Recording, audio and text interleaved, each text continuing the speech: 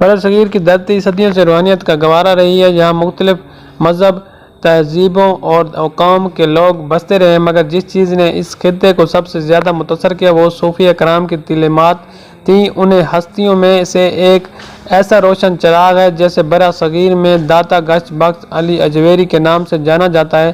ان کا اصل نام حضرت ابو الحسن علی بن عثمان حجویری تھا۔ آپ غزنی کے قریب واقع قصبہ حجویریہ میں پیدا ہوئے، اسی نسبت سے آپ کو حجویریہ کہا جاتا ہے۔ آپ کے والد بزرگوار ایک نیک، دیانتدار اور علم دوست شخصیت تھے، جنہوں نے آپ کی تعلیم و تربیت کا آغاز خود کیا۔ حضرت علی اجویری کا بچپن نہایت پاکیزگی اور تقوی میں گزرا۔ آپ نے ابتدا میں تعلیم قرآن و حدیث سے شروع کی اور پھر فقہ، تفسیر اور دیگر علوم میں کمال حاصل کیا، مگر صرف ظاہری علوم پر اکتفا نہیں کیا بلکہ روحانی علوم کی طرف بھی میلان رکھتے تھے۔ آپ نے مختلف اساتذہ اور مشائخ سے تربیت پائی اور بالآخر حضرت ابو الفضل محمد بن حسن کشفانی کے ہاتھ پر بیعت کی۔ آپ کے اندر جستجو اور حق کی تلاش اس قدر زیادہ تھی کہ آپ نے مختلف علاقوں کا سفر کیا۔ خراسان، ہرات، بغداد، نیشاپور اور کئی شہروں میں آپ نے وقت گزارا اور صوفیہ کرام کی صحبت اختیار کی۔ یہ سفر محض سیاست کے لیے نہیں بلکہ دلوں کی اصلاح اور حقیقت تک پہنچنے کی لگن کے باعث تھے۔ اللہ تعالیٰ نے آپ کو برصغیر کی طرف بھیجا تاکہ جہاں کے لوگوں کے دلوں کو نور ایمان سے منور کریں۔ اسی وقت لاہور ہندو اور بت پرستوں کا مرکز تھا۔ یہاں اسلام کا نام تو پہنچ چکا تھا مگر دلوں میں روشنی نہ تھی۔ جب حضرت علی اجویری لاہور تشریف لائے تو شہر میں ایک عجیب انقلاب برپا ہوا۔ آپ کی سادگی، عاجزی اور اخلاق نے لوگوں کے دل جیت لیے۔ لاہور میں آپ نے تبلیغ و اشاعت دین کا آغاز کیا۔ آپ کی خانقاہ میں ہر مذہب اور ہر طبقے کے لوگ آتے، آپ سب سے شفقت اور محبت سے ملتے۔ آپ کی مجلس میں علم و معرفت کی باتیں ہوتی، قلوب کو سکون ملتا اور دل ایمان سے لریز ہو جاتے۔ آپ نے کبھی کسی پر سختی نہیں کی بلکہ نرمی اور حکمت سے لوگوں کو راہ حق دکھایا۔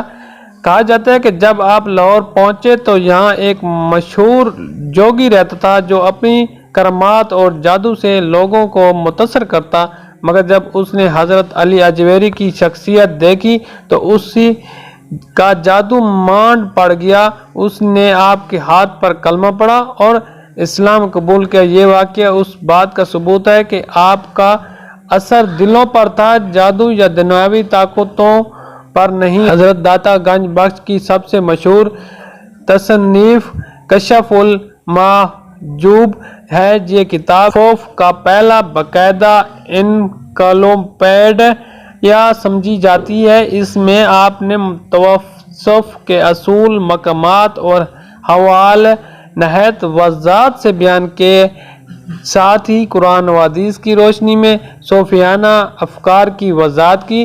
کشف المحجوب صرف ایک کتاب نہیں بلکہ روحانیت کا دریا ہے۔ آج بھی دنیا بھر کے صوفیہ، علماء اور عام لوگ اس سے فیض پاتے ہیں۔ حضرت علی اجویری کی کرامات بے شمار ہیں مگر سب سے بڑی کرامت آپ کا علم اور اخلاق تھا۔ ایک مرتبہ ایک شخص نے آپ سے کہا، حضرت آپ اتنے بڑے ولی ہیں، کوئی کرامت دکھائیں۔ آپ مسکرائے اور فرمایا، کرامت یہی ہے کہ میں نے تمہارے سامنے بیٹھا ہوں اور تمہیں اللہ کی طرف بلا رہا ہوں۔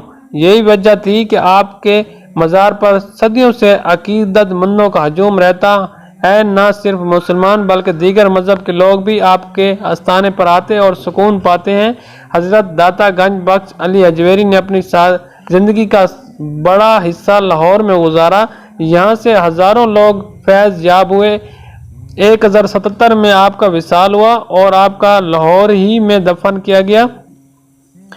آپ کا مزار دنیا کے سب سے زیادہ عقیدت مندوں والے مقامات میں شمار ہوتا ہے۔ آپ کے بعد آنے والے صوفیہ کرام جیسے حضرت معین الدین چشتی، حضرت بہاؤالدین زکریا ملتانی اور حضرت لال شہباز قلندر نے بھی برصغیر میں اسلام کی روشنی پھیلائی۔ کہا جاتا ہے کہ حضرت معین الدین چشتی جب ہندوستان تشریف لائے تو آپ کے مزار پر 40 دن تک چلہ کشی کی اور فیض حاصل کیا، اس لیے آپ کو گنج بخش فیض عالم مظہر نور خدا کہا جاتا ہے۔ حضرت داتا حجویری کی تعلیمات کا خلاصہ محبت، اخوت اور انسانیت تھا۔ آپ فرماتے تھے کہ اصل اسلام انسان کے دل کو صاف کرنے کا نام ہے۔ عبادت صرف ظاہری عمل نہیں بلکہ دل کی پاکیزگی بھی ضروری ہے۔ آپ نے ہمیشہ تفریقہ بازی سے روکا اور اتحاد کی تلقین کی۔ آپ کے نزدیک سب سے بڑی عبادت عاجزی تھی۔ آپ فرمایا کرتے وہ بندہ اللہ کا دوست ہے جو اللہ کے بندوں کو تکلیف نہ دے۔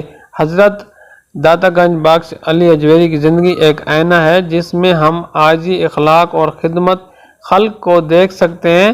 آپ نے لاہور کو اپنی محبت اور علم سے روشن کیا اور برصغیر کو ایک ایسا فیض بخشا جو آج تک جاری و ساری ہے۔ آپ کی خانقاہ روحانیت کا مرکز ہے اور آپ کی تعلیمات ہر دور میں انسان کو امین، محبت اور حقیقت کی راہ دکھاتی ہیں۔